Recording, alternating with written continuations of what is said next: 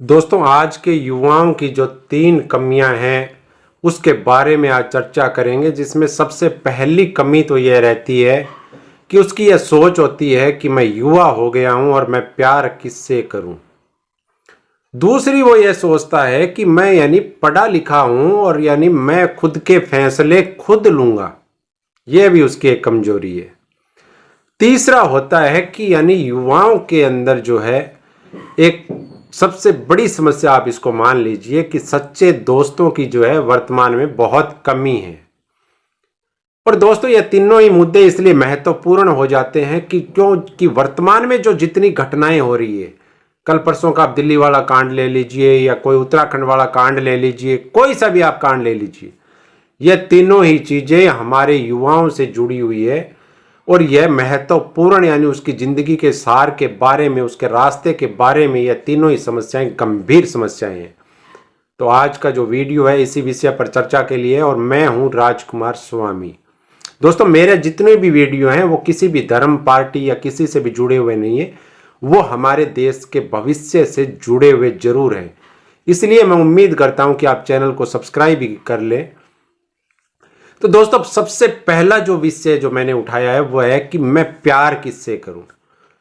यह आज के समय के अंदर सबसे पहले जो सोचता है युवा कि मैं प्यार किससे करूं। तो मेरा युवाओं को एक संदेश है कि जिस परिवार में आप पले बढ़े हैं, जिस परिवार ने जहां पर आप पैदा हुए हैं, 20 साल 22 साल तक आपकी जिंदगी को जिस पैरों पे आपको जिन लोगों ने चलना सिखाया है, आपको बोलना सिखाया है, आपको सभ्यताएं सिखाई है, तो अब आप यह सोचेंगे कि मैं प्यार किससे करूं। माँ बाप से ज्यादा प्यार आप किससे करेंगे? आप अपने भाई बहनों से ज्यादा प्यार आप किससे करेंगे? क्यों सोच रहे हैं आप ये लोग? आप करना, जब आपका समय आएगा, आपकी फैमिली आपको बताएगी कि आपको किससे प्यार करना है। और उस समय अगर आपकी कोई अलग राय हो तो आप अपनी फैमिली को संतुष्ट कीजिए कि मैं इससे प्यार करना चाहता हूं। लेकिन सबसे पहले तो आप इन लोगों के प्यार का जो कर्ज है उसको उतारने की तरफ सोचिए, ना कि आप अपने कोई किसी नए प्यार की तरफ आप सोचें कि मुझे प्यार करना है, मैं युवा हो गया हूं। अब दूसरी चीज आती है जिस समय आदमी जो है, युवा जो है आजकल के, वो रास्ते से भटक जाते हैं। और वो भटक किस लिए जाते हैं? क्योंकि वो खुद को ये सोचते हैं, उनमें एक ईगो आ जाता है आजकल कि यार मैं पढ़ा लिखा हूं, मैं खुद के फैसले मैं खुद ले सकता हूं, मैं किसी की क्यों मानूंगा। अरे भाई, आप इतने बड़े नहीं हुए हैं, जरूर आपने पढ़ाई लिखाई कर ली है, हो सकता है हमारे माँ बाप जो हैं वो कईयों के अनपढ़ भी हैं। आज मेरी मदर अनपढ़ हैं, फादर पढ़े लिखे हैं, तो इसका ये मतलब नहीं होता कि वो कुछ गलत कहेंगे हमारे को। आप जो हैं पढ़ लिख लिए, बहुत अच्छी बात है, लेकिन किन्होंने पढ़ाया लिखाया, किन्होंने आपको किया? माँ बाप ने। तो आप जब अपने फैसले कुछ ले रहे हैं जिंदगी के बारे में, भविष्य के बारे में, तो कम से कम आप उनकी राय तो ले लीजिए। एक पढ़ा लिखा होना भी ये नहीं होता है इंसान का, लेकिन उसको पढ़ाई लिखाई का मतलब ये होता है कि इंसान अपने भविष्य के रास्ते सही रास्ते को चुने। अगर उसने पढ़ाई लिखाई की है, एक पढ़ाई लिखाई से सब कुछ नहीं होता है, उससे हमारी बुद्धि काम ठीक है, दिमाग लगा सकते हैं, लेकिन दिमाग काम कितना करेगा यह सोचना सबसे ज्यादा जरूरी है।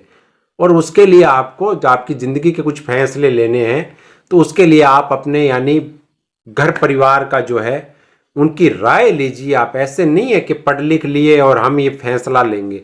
अरे, आपकी जो बचपन से आपके बारे में फैसला लेते हुए आ रहे हैं उनकी तरफ आप सोचेंगे भी नहीं। और ये जो बड़े बड़े जो कांड हो रहे हैं ना, ये इसी का नतीजा है कि मेरा फैसला मैं लूंगा। चाहे दिल्ली वाला ले लीजिए आप, चाहे कहीं का भी कोई भी कांड ले लीजिए, क्योंकि सब युवा हैं। और युवा जब खुद फैसला लेते हैं, किसी दूसरे की नहीं सुनते हैं, तो बाद में लास्ट में नतीजा यही मिलता है। इसलिए मैं कहता हूं कि ऐसे फैसले, कोई भी फैसला आप लेते हैं, आप अपनी पढ़ाई के फैसले ले लीजिए ना। कहाँ पे दिक्कत है? आपको क्या पढ़ना है? आप अपने परिवार को बताइए कि मेरा फैसला ये है कि मैं एमबीबीएस करना चाहता हूँ, मैं यह पायलट बनना चाहता हूँ। आप ले लीजिए, आप उनको संतुष्ट कर दीजिए कि हाँ ठीक है, मैं ऐसा करूँगा पढ़ाई के अंदर। लेकिन ऐसे जो फैसले हैं ना वो नहीं लेने चाहिए वर्तमान समय में जब आप सोच रहे हैं। अब तीसरा जो मुद्दा है, और उसका यानी यह मुद्दा सबसे अहम मुद्दा मानता हूं मैं इसको, कि यानी सच्चे दोस्तों की कमी। दोस्त जो होते हैं ना, उनसे हम अपनी हर बात को शेयर करते हैं।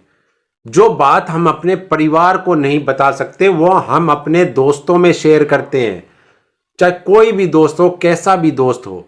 लेकिन वर्तमान समय के अंदर सच्चे दोस्तों की बहुत ज्यादा कमी है। और उन लोगों को तो विशेषकर से, अगर आपके पास दो पैसे हैं, आप अगर किसी यानी अमीर परिवार से ताल्लुकात रखते हैं, मध्यम वर्गीय परिवार से ताल्लुकात रखते हैं, तो आजकल के दोस्त लगभग 90% से ज्यादा मान लीजिए आप ऐसे दोस्त मिलेंगे जो आपके पैसे के लिए आपसे दोस्ती करना चाहेंगे। और दूसरा, अगर आप बिल्कुल गरीब हैं तो कैसे दोस्त मिलेंगे? तो भी आपको ऐसे ही दोस्त मिलेंगे, वो अमीर दोस्त मिलेंगे जो आपका यानी दुरुपयोग करना चाहेंगे। सच्चा दोस्त जो होता है वो यह होता है कि वो आपकी हर बात को सुनेगा और उसके बाद में एक ऐसा निर्णय देगा कि देखो यह बात जो है वो गलत है आपके लिए और यह बात जो है सही है। लेकिन दोस्ती जब अमीर गरीब की, जब वो दोस्ती बड़े वाली वो दोस्ती होती है, वर्तमान की जो दोस्ती, मैं 10% दोस्ती के बारे में नहीं कहूंगा, सच्ची दोस्तियां होती है वो, लेकिन 90% दोस्ती पैसा देख करके दोस्ती होती है, किसके पास कितना पैसा है। और अगर कोई अमीर आदमी गरीब आदमी से दोस्ती करेगा तो उसका कोई ना कोई कारण ऐसा होगा कि वो चाहेगा कि मैं इस आदमी का कहीं ना कहीं उपयोग में ले पाऊं इसको, इसलिए वो दोस्ती करेगा। आपके भविष्य बनाने के लिए या भविष्य के निर्णय लेने के लिए उसके अंदर अगर वो आपकी सहायता करेगा, सही रास्ते की सहायता करेगा, ऐसे दोस्तों की आजकल बहुत ज़्यादा कमी है। बहुत ज़्यादा क्या, नाम मात्र ऐसे दोस्त आपको मिलेंगे। इसलिए थोड़ा सा दोस्ती भी आप उसी से कर लीजिए जो आपके दिल की बात समझता हो और जो आपको सही रास्ता दिखाने के लिए। आपको परख लीजिए ना, अगर आप उसके ऊपर पैसे लगाएंगे और लगाएंगे तो आपको पता चल जाएगा कि भी ठीक है मेरा दोस्त कैसा है, क्या इसको यानी पैसे से प्यार है या कैसे प्यार, आप उसको परख सकते हैं। 2-3 बार आप करेंगे आपको पता चल जाएगा। तो दोस्तों तीनों ही मुद्दों पे मैंने यानी बात की है। तो सबसे महत्वपूर्ण जो चीज़ है ना, आप युवा हैं तो एक चीज़ का ख्याल रख लीजिए, आप अपने परिवार की इज्जत का ख्याल रख लीजिए कि आपके परिवार ने आपको 20-22 सालों तक क्या दिया है। और सबसे ज़्यादा प्यार भी आपको वही लोग करेंगे। कोई माँ ऐसी नहीं होगी कि अगर बेटा अपराध भी कर लेता है ना तो माँ यही कहती है कि मेरा बेटा निर्दोष है।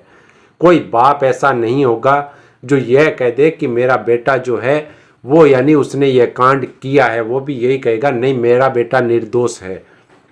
तो जब इतने बड़े प्यार करने वाले लोग हैं तो आप कहाँ से, किससे, जो कल परसों मिले थे रास्ते में या कहीं बस में मिले या ट्रेन में मिले, आप उनसे प्यार करना चालू कर देंगे?